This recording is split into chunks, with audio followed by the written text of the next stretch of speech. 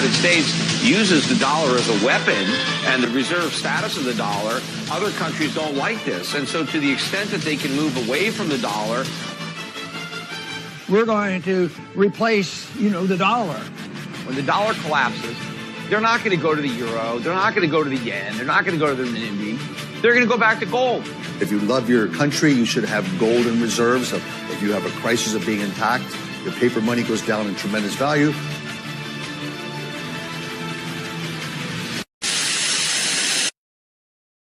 Put on my biggest business loser for 2022 is Visa and MasterCard and traditional payment rails and the entire ecosystem around it. So I think that this is the year you can put on what probably will be the most profitable spread trade of my lifetime, which is to be short these companies, and that anybody that basically lives off of this 2 or 3% tax and be long, well thought out Web3 crypto projects that are rebuilding payments infrastructure in a completely decentralized way.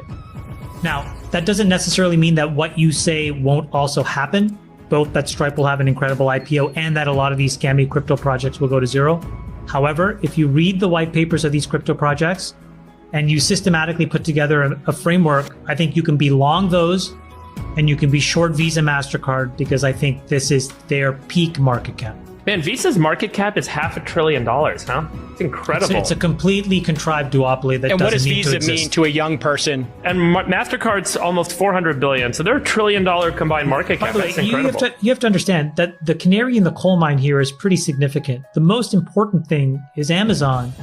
Earlier this year, Nick, maybe you can post this, decided to just shut Visa off in the UK. Oh, yeah. Now, Bing. Amazon is not going to do something like that, in my opinion, unless it's a test of what they can do all around the world. And again, going back to this idea of arming the rebels, there really is no need today for all of these small businesses to sit on top of Visa, MasterCard, and Amex rails. It's unnecessary.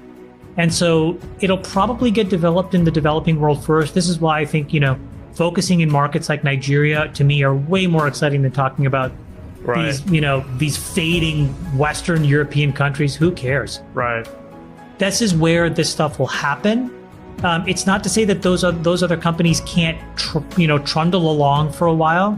But when I say, we'll look back in 10 years and their market caps will be materially lower, anybody in those traditional infrastructure and rails versus anybody in this new infrastructure and rails it will look like a no-brainer.